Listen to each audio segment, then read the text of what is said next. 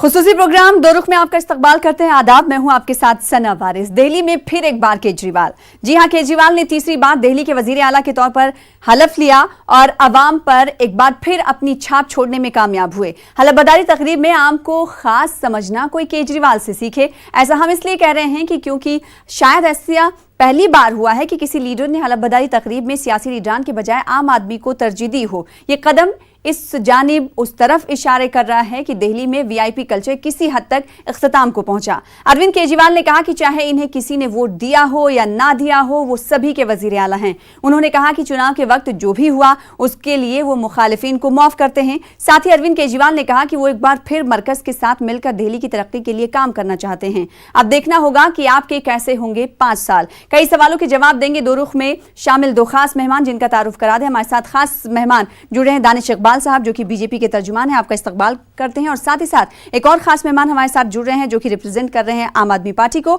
आप तर्जुमान हैं आम आदमी पार्टी के, दीपक बाजपेयी साहब, आपका भी खैर मकदम करते हैं। दोनों खास मेहमानों का अपने खुसूसी प्रोग्राम में स्वागत करते हैं, वेलकम करते हैं। दीपक साहब, सबसे पहले आपके पास आना चाहेंगे, कैसे होंगे आने वाले 5 साल? 5 बड़े काम जिस पर फोकस करेगी आम आदमी पार्टी, क्या होंगे?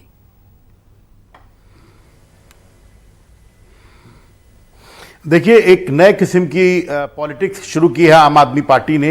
एक नए किस्म के नेशनलिज्म को आज डिफाइन किया अरविंद केजरीवाल ने कि वो नया किस्म का जो नेशनलिज्म है जिसमें हर किसी को अच्छी तालीम मिले, हर किसी को अच्छा स्वास्थ्य हेल्थ केयर सर्विसेज मिले, गरीब से गरीब आदमी को जो बेसिक कम्युनिटीज है वो मुहैया हो सके, किसान को उसके पसीने का मोल मिल सके, महिलाओं को सम्मान मिल सके, सुरक्षा मिल सके और देश के लिए लोग वोट करें, जाति और धर्म से आगे बढ़कर वोट करें। 5 बड़े काम आपने पूछे मुझे अगले 5 साल में क्या एजेंडा है। दिल्ली को साफ सुथरा बना के चमका देना है, बेस्ट हेल्थ केयर देना है, पानी इतना साफ कर देना कि सबको साफ पानी मुहैया हो। अभी तक हम 92% लोगों को पास कर पाए, 8% और अचीव करना है। सबको पोर्टेबल वाटर मिलेगा और इससे सबसे बड़ी बात कि दिल्ली को वर्ल्ड क्लास सड़कें, वर्ल्ड क्लास इंफ्रास्ट्रक्चर मिलेगा। ये हमारी खास बातें हैं जिसको लेकर दिल्ली आगे जा रही। यमुना को हम कतई साफ कर देंगे जिसमें आप स्नान कर सकेंगे, ऐसी यमुना हम कर देंगे। तो एक वर्ल्ड क्लास सिटी बनाने का सपना है जिसमें सारी पार्टियों को, सारे लोगों को साथ में शिरकत करनी है, चाहे वो बीजेपी हो, कांग्रेस हो, विपक्षी दल हो, और जो अवाम है दिल्ली का उसका साथ आना बहुत जरूरी है। आज यही मैसेज देने के लिए आपने देखा होगा जिन लोगों ने दिल्ली का निर्माण किया है, चाहे वो एक शिक्षक हो, चाहे वो एक सफाई कर्मचारी हो, सबको मंच पे जगह दी गई। वो वजीर आला के साथ मंच पर बैठे हुए थे क्योंकि उन्होंने नई दिल्ली बनाई है। तो एक जो उम्मीद जगी है कहीं ना कहीं उसका क्रेडिट उन लोगों को जाता है। ठीक है, दानिश इकबाल साहब, 5 साल बीजेपी को पसंद नहीं आया आम आदमी पार्टी के, आने वाले 5 साल कैसे हों, किस तरह की उम्मीदें रखते हैं सरकार से अपोजिशन में रहते हुए? देखिए, बिल्कुल निश्चित तौर पर आम आदमी पार्टी ने जो है चुनाव जीता और आज उनका शपथ ग्रहण भी हुआ है जी। और एक तरफ पूरा मुसलमानों का वोट और फ्री जो बिजली था उसको इन्होंने एक और नया कार्यकाल देने का काम किया है, तो इसके लिए हम बधाई देते हैं, शुभकामनाएं देते हैं। लेकिन बहुत ही विनम्र आग्रह भी करते हैं आम आदमी पार्टी से कि सिर्फ बिजली फ्री कर देने से दिल्ली का विकास नहीं हो जाएगा। फ्री बिजली के आगे भी दिल्ली के विकास को ले जाना है, आगे भी बहुत कुछ करना है। और अगर आप दिल्ली में सिर्फ फ्री करेंगे तो दिल्ली जो राजधानी की जो कल्पना की जाती है कि भारत का एक ऐसा राजधानी हो जो जिसका जो उदाहरण पूरे विश्व में दिया जाए, तो सिर्फ हम फ्री बिजली पानी करके हम दिल्ली को उस तरह का बना नहीं सकते। उसके लिए हमें बहुत सारी चीजें करनी पड़ेंगी। उसके लिए हमें दिल्ली में जो पॉल्यूशन है उस पे जो है हम चाहते हैं आम आदमी पार्टी से कि वो उस पे काम करेंगे। हम क्लीन वाटर पे चाहते हैं कि उस पे काम करेंगे। हम चाहते हैं कि दिल्ली में जो इंडस्ट्रीज हैं, व्यापार हैं और जो यमुना की सफाई है, रोड है, सड़कें हैं, उनकी जो सफाई है उस पे जो है चाहते हैं कि दिल्ली की सरकार जो आने वाले 5 साल में जो है मुशक्कत के साथ काम करेगी, तभी जाकर के दिल्ली जो है देश के नक्शे में जो है एक अलग मुकाम हासिल कर सकता है। पास है दानिश इकबाल साहब। नहीं, देखिए सना जी, जो सड़कें बनाने की जिम्मेदारी अरविंद केजरीवाल के पास है, लेकिन सफाई की जिम्मेदारी किसके पास है? सना जी, देखिए जो दिल्ली की सरकार है पिछले 5 साल में 4.5 साल उन्होंने कहा कि केंद्र की सरकार ने जो है उन्हें काम करने नहीं दिया, तो फिर ये 5 महीने और 6 महीने में पूरा काम कैसे कर लेंगे? और जहां तक सवाल है एमसीडी का, तो निगम का जो पैसा है वो दिल्ली की सरकार ने देने से मना कर दिया था पिछले कार्यकाल में। उन्होंने पैसे नहीं दिए थे जिसके कारण बहुत सारे जो है विवाद हुए थे। तो तो इस साल जो है आज पहला दिन है, शपथ लिया है, तो आज मैं बहुत शुभ जो है शुभकामनाएं देता हूं और शुभ बातें करना चाहता हूं और उम्मीद करता हूं कि आम आदमी पार्टी जो है एमसीडी में पैसा फंड जो है वो देने का काम करेगी ताकि सुचारू रूप से एमसीडी का काम जो है दिल्ली में हो सके। अरविंद केजरीवाल से ये उम्मीद करेगी दिल्ली की जनता और बीजेपी की जो है हम जो एक कल्पना देख रहे हैं, जो कल्पना कर रहे हैं दिल्ली को लेकर के, उसमें वो अपना अहम भूमिका निभाएंगे, अहम योगदान देंगे। पिछले कार्यकाल की तरह वो जो है एलजी से कभी धरना देने चले जाते हैं, कभी अधिकारी से मारपीट करने लगते हैं, तो ये सब चीज जो है इस बार हम नहीं चाहते हैं। दीपक बाजपेयी साहब, हमने देखा कि 5 साल जो कारकर्दगी रही सरकार की, उसमें मुफ्त स्कीमें काफी सुर्खियां बटोरती हुई दिखाई दी। ऐसे में मुफ्त स्कीमों के लेकर लगातार आप सरकार से सवाल पूछा गया कि आखिर इतना पैसा कहां से आता है। अब जब दूसरा कार्यकाल आप शुरू कर रहे हैं तो इन तमाम चीजों को कैसे मैनेज करेंगे? जी, पहले मैं अपने साथी जो स्पोक्स पर्सन बीजेपी के उनको करेक्ट करना चाहता हूं कि हमने पिछले कार्यकाल में 1356 करोड़ रुपए एक्स्ट्रा एमसीडी को दिया है और एमसीडी के साथ मिलकर काम करेंगे। जो सफाई का लक्ष्य है दिल्ली को चमकाने का, वो बिना केंद्र सरकार और एमसीडी के साथ चले नहीं हो सकता। हम सब साथ आएंगे। आज अरविंद जी ने कहा हम चलेंगे साथ साथ लेके, हाथों में हाथ, उस तरह से सरकार चलाएंगे। नंबर 1। नंबर 2, जब हम सत्ता में आए थे तो हमारा बजट 30,000 करोड़ रुपए था। बिना एक पैसे का भी टैक्स बढ़ाए हुए हमने अपना टोटल रेवेन्यू मॉपअप 60,000 करोड़ रुपए कर लिया है। और आप सोचिए, ये पानी की बात कर रहे हैं, पानी में हमारे 8 लाख कनेक्शंस थे, 14 लाख कनेक्शंस हो गए। और जो हम 1200 करोड़ रुपए का टोटल रेवेन्यू मॉपअप कर रहे थे, दिल्ली जल बोर्ड का कब तक चलाती रहेगी सरकार? सवाल ये उठता है कि इंफ्रास्ट्रक्चर, रोड, अस्पताल नए नहीं बनवाए, जिसको लेकर आप सुर्खियों में भी रहे। लगातार बीजेपी की तरफ से सवाल भी ये उठाया गया। अगर जीडीपी की बात करें तो जीडीपी के हवाले से आरबीआई का आंकड़ा जो था वो काफी चौंकाने वाला था। 10 साल पहले का आंकड़ा जो था वो 4.2% था और 10 साल के बाद यानी 2019 और 20 का आंकड़ा अगर हम देखेंगे तो 0.6% पर पहुंच गया। इसका मतलब क्या है? नहीं सना जी, कोई आप, मुझे लगता है कि कुछ गलत फिगर आपके हाथ में। हमारे नहीं, गलत नहीं है। आरबीआई गलत फिगर नहीं देती है। आरबीआई गलत फिगर नहीं देती है। और जीडीपी के हवाले से मैं बात कर रही हूँ सर। एक मिनट सुन लीजिए। जीडीपी की हवाले से बात कर, सुन लीजिए। हाँ सना जी, आप मुझे सुन लीजिए, फिर अभी मैं वेरीफाई भी आपको करा दूंगा। देश की विकास दर 4.5% है, दिल्ली की विकास दर 8.5% है। हम 8.5% से ग्रो कर रहे हैं। आप कौन सा फिगर कोट करिए, एक बार इसको वेरीफाई कीजिए। दिल्ली की विकास दर मैं पूरी जिम्मेदारी के साथ कह रहा हूं 8.5% है। दूसरी बात ये कि जो सवाल आप मैं राजस्व संतुलन की बात कर रही हूं दीपक जी। 29 स्टेट में अकेले स्टेट हैं जिसका मैं राजस्व संतुलन की बात कर रही हूं कि सरकार का खजाना खाली होता जा रहा है। आखिर आने वाले दिनों में कैसे मैनेज करेगी सरकार? सियासी जानकार यही मानते हैं कि ठीक है, जो तमाम सहूलियात आवाम को दी गई, आखिर ये कब तक जारी रह पाएंगी? क्या दिल्ली सरकार के खजाने पर इसका असर नहीं पड़ेगा? दिल्ली सरकार आने वाले दिनों में इसे कैसे मैनेज करेगी, ये तो बताना होगा ना सर। सना जी, बिल्कुल बता रहा हूं। जब हम सरकार में आए थे टोटल रेवेन्यू कलेक्शन 30,000 करोड़ रुपए का था, आज 60,000 करोड़ रुपए का है। बिना कोई टैक्स लगाए हुए हमारा रेवेन्यू कलेक्शन इतना बढ़ गया है। 29 स्टेट में हम अकेले स्टेट दिल्ली हैं जो सरप्लस बजट दे रहा है, जिसका फायदे का बजट है, नुकसान का बजट नहीं है। हमने, आपने कहा उसका कारण है जब आप पैसे को इस्तेमाल नहीं करेंगे, जब आप जब इंफ्रास्ट्रक्चर को इस्तेमाल नहीं करेंगे, जब आप कोई डेवलपमेंट नहीं करेंगे तो पैसा तो खर्च नहीं होगा ना। ये तो बहुत सिंपल सी बात है सना जी। ये पैसा खर्च कर नहीं रहे हैं। इन्होंने एक स्कूल नहीं बनाया, इन्होंने एक अस्पताल नहीं बनाया, इन्होंने एक भी रोड नहीं बनाया, इन्होंने एक फ्लाईओवर नहीं बनाया। आप मुझे बताइए स्ट्रक्चर डेवलपमेंट ये भारतीय जनता पार्टी अपने झूठ के चक्र से बाहर नहीं निकल पा रही है। मैं आपको इन सब का जवाब दे रहा हूं। उसको आप कहते हैं कि जवाब दे रहा हूं, आपको दिखाया है, ये गलत कह रहे हैं। ये तो हमने 22,000, सुनिए, हमने, ठीक है दीपक साहब बात कंटिन्यू करें। आप भारतीय जनता पार्टी के आरएसएस की फैक्ट्री से जो झूठ निकलता उसके शिकार है। सुनिए, 22,000 स्कूली कमरे बनाए हमने, आपने कहा 25 नए स्कूल बनाए, 20 नए कॉलेज बनाए, 2 नई यूनिवर्सिटी बनाए। आपने अपने मैनिफेस्टो में पिछले साल चुनाव में जो आपने अपने मैनिफेस्टो में जो वादा किया था, उसमें से एक वादे पर भी आप खड़े नहीं उतरे हैं। कोई वादा पूरा नहीं हुआ बीजेपी के मुताबिक, दीपक साहब कह रहे हैं। केवल ये जानकारी आपकी सही नहीं है। नहीं सुन लीजिए। नहीं वाजपेयी जी, मैं तो आपसे विनम्र आग्रह करता हूं क्लिनिक कि बनाए, आप बड़े 22,000 स्कूलों की कमरे बनाए कि आप मुझे दानिश इकबाल साहब, आखिर ये बताइए, आप ये बताइए, बीजेपी को इतनी परेशानी क्यों है मुफ्त स्कीमों से? आप तो किसी स्टेट में इसे लागू नहीं कर पाए। आम आदमी पार्टी ने अगर आवाम को ये सहूलियात दी हैं, आवाम खुश हैं, जिसकी वजह से दोबारा सत्ता पर काबिज हुई है आम आदमी पार्टी, तो ये बीजेपी को क्यों चुभ रहा है? तो हम इनको मुबारकबाद देते हैं। जनता ने जो इन पे अपार आकांक्षा और आशाएं जताई हैं, उसके लिए हम मुबारकबाद देते हैं और उम्मीद करते हैं कि आने वाले 5 साल में उस आकांक्षाओं पर ये खरा उतरेंगे। ठीक है, अच्छा दानिश इकबाल, एक सवाल का जवाब दीजिए। पूरी तरह पकड़े गए, मुफ्त स्कीमों से जनता काफी खुश दिखी, ये तो बीजेपी को मानना होगा। दानिश साहब, नहीं देखिए, आम आदमी पार्टी की मुफ्त स्कीमों से काफी खुश रही जनता, ये तो मानना ही होगा। क्या बीजेपी अपनी रियासतों में भी कुछ ऐसी स्कीमें लाने वाली है? लगातार या बीजेपी या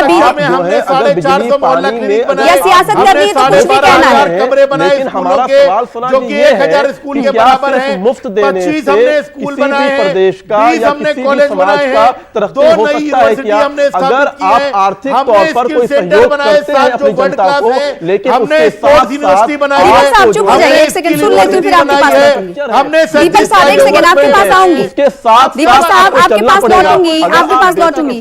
दानिश साहब से सुन लेती हूँ क्या कहते हैं। और सिर्फ बिजली पानी मुफ्त के नाम पर आप चुनाव में जाएंगे और चुनाव जीत जाएंगे और उसको डेवलपमेंट करेंगे। बीजेपी किस तरह की सियासत करती है ये बता दीजिए। बिजली पानी सेहत के नाम पे आम आदमी पार्टी ने सियासत की, ठीक है, बीजेपी किस नाम पे सियासत करती है ये बताइए? पाकिस्तान, हिंदुस्तान, बताइए दानिश साहब, आपसे सवाल है जी। आपके सवाल मैं सुन नहीं पाया। आपने कहा कि बिजली पानी मुफ्त के नाम पर सियासत करती रही आम आदमी पार्टी, तो फिर आप बीजेपी किस नाम पर सियासत करती रही जो हमने चुनाव में देखा? हमने हमेशा डेवलपमेंट गोली मारो, हमने पाकिस्तान, हिंदुस्तान। 2014 में केंद्र में जब सरकार आई थी, हमने 5 साल विकास किया और उसी डेवलपमेंट को लेके हम 2019 के चुनाव में गए थे। हमने रिपोर्ट कार्ड दिया, जनता ने हमें जो है सर माथे पे सराहा और हमें फिर से सत्ता में वापसी करा दी। तो हम चुनाव में जब भी जाते हैं, लेकिन रियासतों में हालत क्यों खराब हो रही है? आप स्ट्रक्चर और बेसिक डेवलपमेंट पे जाते हैं। दानिश साहब, आप जीएसटी मानते हैं कि केंद्र में सरकार ने अच्छा किया, जिसकी वजह से दोबारा काबिज हुई केंद्र सरकार, लेकिन रियासतों में आखिर हालत क्यों खराब होती हुई जा रही है बीजेपी की?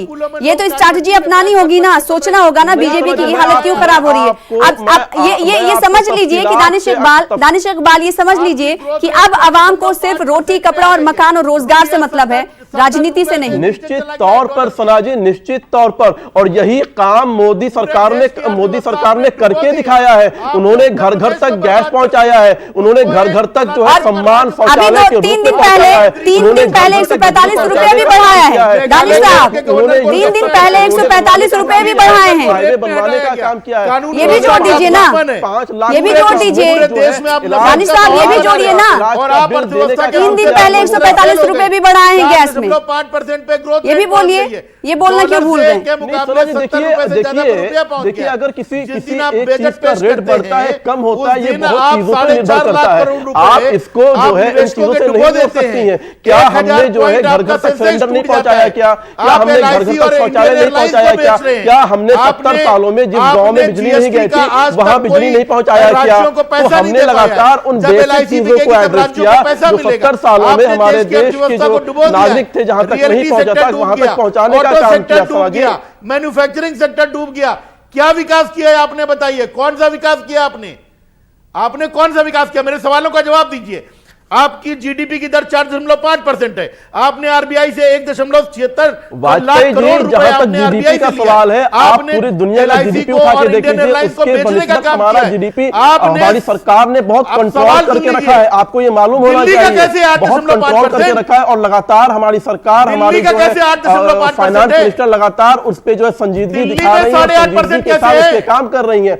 आप जो है आप अपनी बात बताइए कि आपने 5 साल में कौन से LIC बेच दिया यार, अस्पताल बनवाए, आपने कौन इंडियन से एयरलाइंस बेच दिया, कैमरा लगाया, ठीक है, कौन से एयर इंडिया बेच जो दिया, वादा आपने किया था उस वादा में आप जो है नाकामयाब हुए हैं। 1.5 लाख लेकिन फिर भी CCTV दिल्ली कैमरा की लगाए जनता ने हमने, आपको चुना है, 4,500 बेड इसके लिए हम जो है अस्पतालों में चाहते बढ़ाए, हैं कि दिल्ली की जनता का 22,500 जो कमरे भरोसा हमने है बना दिए उसको आप स्कूलों के, बरकरार रखें, हमने उसको 37 फिर से फ्लाईओवर जो है बना आपने दिए, जो दगा किया हमने था पिछले 25 5 साल नए में, स्कूल फिर बना से दिए, दगा ना दें हमने उसको, 20 और नए इस कॉलेज 5 बना साल दिए, में उसके हमने 2 जनता नई के यूनिवर्सिटी बना जो दी, फैसला जनता हमने ने लिया 7 आपको नए चुन स्किल करके, सेंटर बना उनके दिए, फैसला और को जो 2 है आप सही साबित हमने करेंगे, यही इसकी मैं आशा यूनिवर्सिटी करता हूँ, बनाई, यही कामना हमने करता हूँ। स्पोर्ट्स दानिश यूनिवर्सिटी साहब, बनाई। आज दानिश क्या साहब ये मुकाबला बताइए, दिल्ली का? 6 सालों में आप सरकार केवल ये नहीं नजर बता से पाई कि चुनाव कितने लड़ने रोजगार के लिए सरकार ने दिए हैं, आप क्या बात कर रहे पैक करके हैं? जमानत दानिश जब्त करके घर साहब, भेज दिया। नौजवानों को सरकार ने कितना रोजगार दिया है? सरकार ये आंकड़े नहीं दे पाई अभी तक, बार बार सरकार से मांगा गया। 45 सालों में सबसे निचले दर पर, निचले लेवल पर बेरोजगारी पहुंच चुकी है। इसके लिए जिम्मेदार कौन है?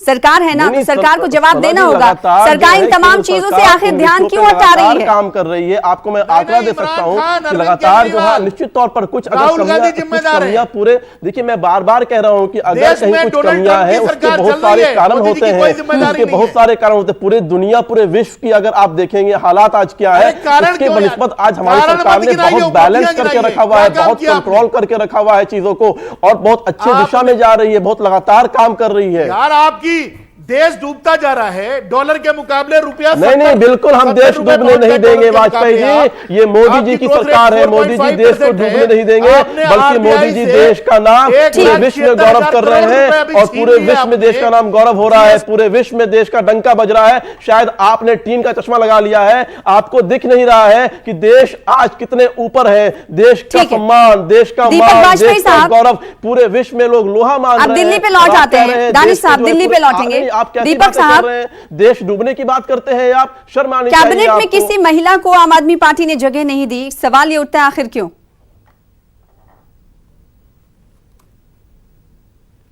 दीपक साहब, आपको आवाज हमारी मिल पा रही है?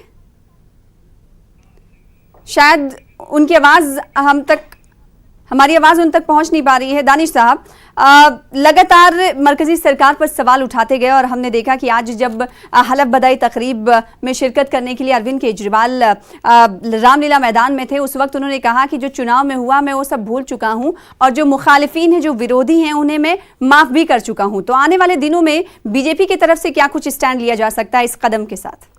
देखिए सोना जी, बिल्कुल निश्चित तौर पर केंद्र सरकार, जो मोदी जी के नेतृत्व में केंद्र की सरकार है, वो निश्चित तौर पर हर प्रकार से सहयोग करेगी। जो भी केंद्र के अंतर्गत आता है, जो भी चीजें केंद्र के अंतर्गत आता है, लगातार केंद्र की सरकार जो है दिल्ली सरकार को मदद करेगी। मैं आश्वस्त करना चाहता हूं, और मैं आम आदमी पार्टी के मुखिया, दिल्ली के जो है नए मुख्यमंत्री जो बने हैं अरविंद केजरीवाल, उनसे मैं एक चीज और कहना चाहता हूं कि जो केंद्र सरकार की योजनाएं हैं, जो नीतियां हैं, उनको आप दिल्ली में लागू कीजिए। आयुष्मान जो योजना है उसको आप दिल्ली में लागू कीजिए, उससे दिल्ली की जनता को जो है सहूलियत मिलेगी, उससे दिल्ली की जनता को जो है फायदा होगा। आप जो है प्रधानमंत्री आवास योजना है केजरीवाल जी, उसको भी दिल्ली में लागू कीजिए। मैं आशा करता हूं और बहुत उम्मीद से आपकी तरफ देखता हूं कि निश्चित तौर पर आप इन दोनों योजनाओं को दिल्ली में लागू करेंगे, जिससे दिल्ली की जनता को जो है फायदा पहुंचेगा और उनको आसानी होगी। ठीक है, आप अपील कर रहे हैं दिल्ली सरकार से, तो क्या यह देखा जाए आने वाले दिनों में ये उम्मीदें बीजेपी से की जा सकती हैं कि जो मुफ्त स्कीमें हैं वो बीजेपी अपनी अपनी रियासतों में भी चलाएगी? नहीं, देखिए सोना जी, मैंने पहले भी कहा कि बीजेपी की जो नीति है सिर्फ मुफ्त देने की नहीं है। हम निश्चित तौर पर आर्थिक सहयोग करते हैं अपने जनता का, और करना चाहिए। जैसे हमने अपनी मैनिफेस्टो में कहा था कि हमारी सरकार अगर दिल्ली में आती है तो हम 2 रुपये किलो आटा देंगे, हमारी सरकार अगर दिल्ली में आती है तो हम अपनी बच्चियों को जो स्कूल जाती हैं उनको हम फ्री में स्कूटी देंगे। इस प्रकार की योजनाओं के साथ साथ जो बेसिक डेवलपमेंट होनी चाहिए, भारतीय जनता पार्टी हमेशा उसकी पक्षधर रही है। और भारतीय जनता पार्टी की जहां भी सरकार है वो कैसे पक्षधर रही? इंतखाबी तशहीर में हमने देखा ही नहीं बीजेपी लीडरान की तरफ से कि तरक्की की बात की जाती रही हो। नहीं, देखिए इतना जहरीला बयान, इतना हेट स्पीच कि इलेक्शन कमीशन को भी पाबंदी लगानी पड़ी, किसी पे 76 घंटे की, किसी पे 92 घंटे की। अब तो वजीर दाखिला अमित शाह ने भी मान लिया था कुछ दिनों पहले, 2 दिन पहले, उन्होंने कहा कि जो हेट स्पीच हुए कहीं ना कहीं उससे बीजेपी को जो नुकसान हुआ है। तो क्या ये माना जाए कि आने वाले दिनों में बीजेपी ने जो रवैया इख्तियार किया था अब वो नहीं दिखेगा?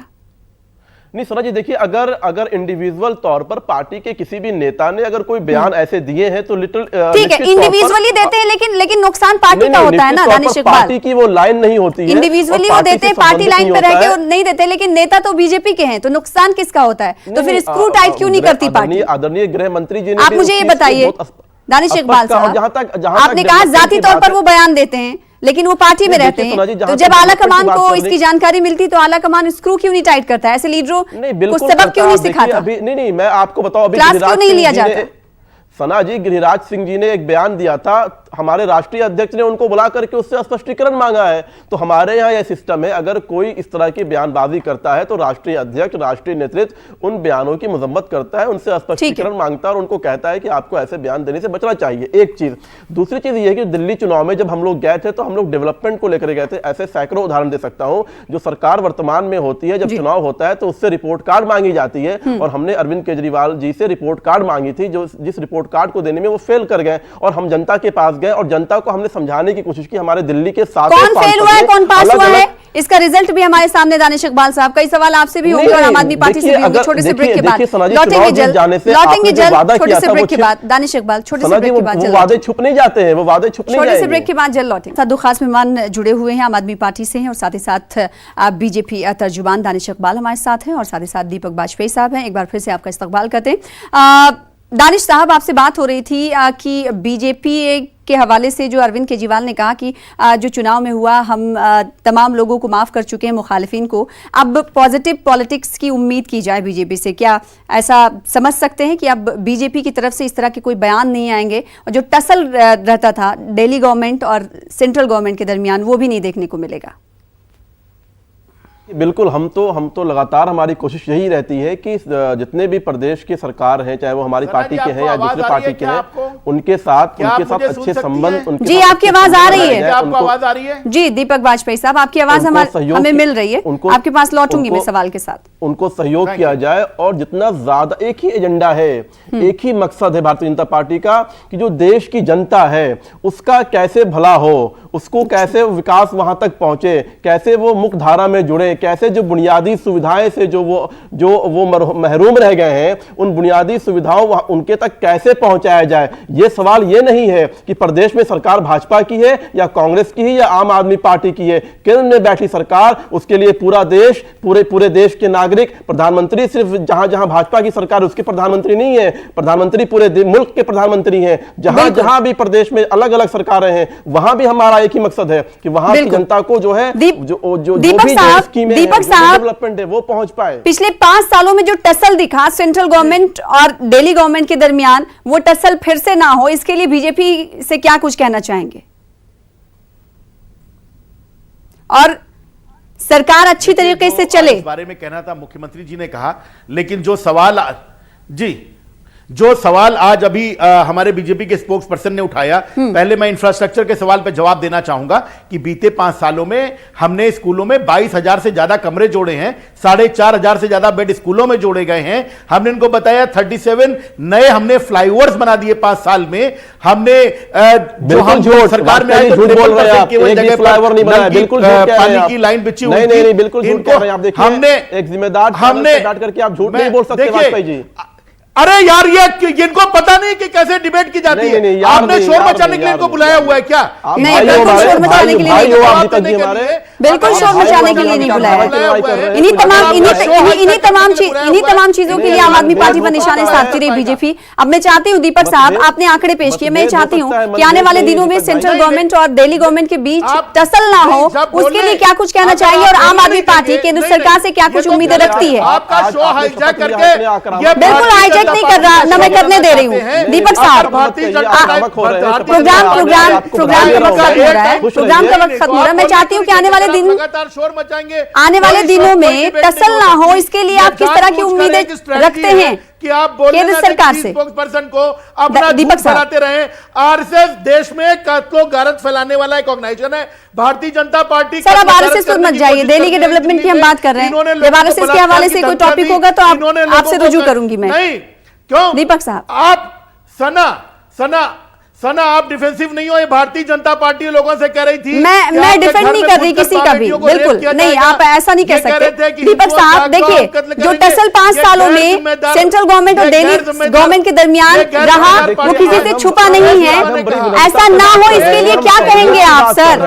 हम सहयोग की बात कर रहे हैं, हम मोहब्बत की बात कर रहे हैं, लेकिन देखिए चुप हो जाइए दानिश साहब, जो प्रवक्ता है कमेंट आपका, उनका रवैया देखिए, उनका दानिश इकबाल साहब एक सेकंड, आपके पास लौटूं। दीपक साहब, चुनाव जीतने के बाद, शपथ लेने के बाद अरविंद केजरीवाल ने कहा कि मैं आशीर्वाद चाहता हूं केंद्र सरकार का, और केंद्र सरकार के रिश्ते किस तरह से दिल्ली गवर्नमेंट के साथ रहे, पिछले 5 साल में अगले 5 साल कैसे हो, इसका जवाब दे दीजिए। किस तरह का चाहते हैं साथ?